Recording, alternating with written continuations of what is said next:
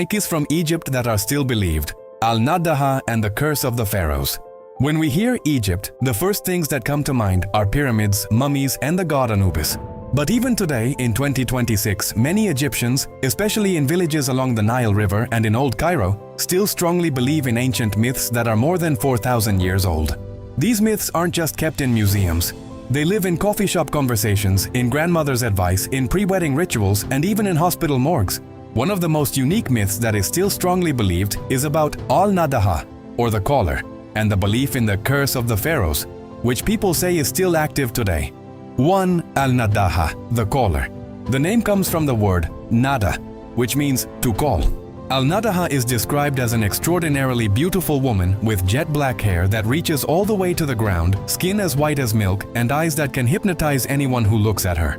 She usually appears at night on the banks of the Nile River, in sugarcane fields, or on deserted village roads. She stands alone and calls out a man's name in a voice that sounds exactly like his mother, his wife, or his lover. And this is where the danger lies. According to Egyptian belief, if you hear Al-Nadaha calling your name and you turn around or answer her, you will instantly fall in love with her and follow her into the waters of the Nile River. After that, you will never return. Your body might be found floating a few days later with a smile on your face and water in your lungs. Even today, parents in villages forbid their sons from going out alone after 10 p.m., especially near the Nile. Fishermen also have a rule. If you hear someone calling your name from the water but you can't see anyone, do not answer. Cover your ears and keep rowing. What's unique is that Al-Nadaha is not considered a demon. In folk belief, she is the spirit of a woman who died of a broken heart or drowned.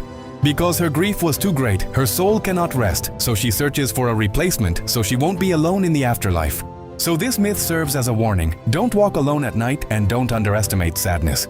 2. The Curse of the Pharaohs. This isn't just something from Hollywood movies. Many real Egyptians still believe that the tombs of the pharaohs are guarded by a curse. The story goes like this. When the pharaohs were buried with their treasures, the priests wrote spells and warnings on the tomb walls. The message was basically, whoever disturbs the rest of the king will be struck by plague, death, and misfortune. This belief exploded again in 1922 when Howard Carter opened the tomb of Tutankhamun. Within 5 years of opening the tomb, 12 members of the expedition team died in strange ways. Some died from mosquito bites that got infected, some from pneumonia, some from suicide. Newspapers at the time wrote, "The mummy rises." Even today, many workers in Egyptian museums and local archaeologists will burn incense and recite Al-Fatiha or Coptic prayers before entering a new tomb. Not because they're afraid of ghosts, but because they respect the guardians of the tomb. In Cairo, taxi drivers, tour guides, and even hospital doctors still believe that if you take home a small artifact from a flea market without permission, you will have bad luck. There's a story about a collector who bought a small Ushapti statue.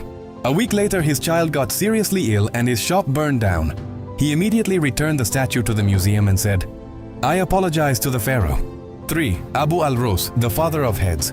This is the spirit guardian of the home. Egyptians believe that every old house has its own guardian.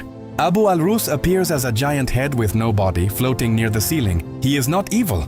His job is to protect the house from thieves and evil jinn. But he gets offended easily. If the people in the house fight constantly, throw trash around, or forget to give to charity, then Abu al-Rus will make strange noises at night. Plates will break by themselves, doors will open on their own, or lights will flicker. The solution is simple. Clean the house, burn bukhur or incense, and say Bismillah. After that, he will calm down again. Why are these myths still believed in the internet age? Because in Egypt, the past and the present are not separate. The pyramids are in the middle of the city. Farmers still plow fields on land where temples stood 3,000 years ago. The Nile River is still the same as it was in pharaonic times. So it makes sense that people feel that they, from long ago, are still here.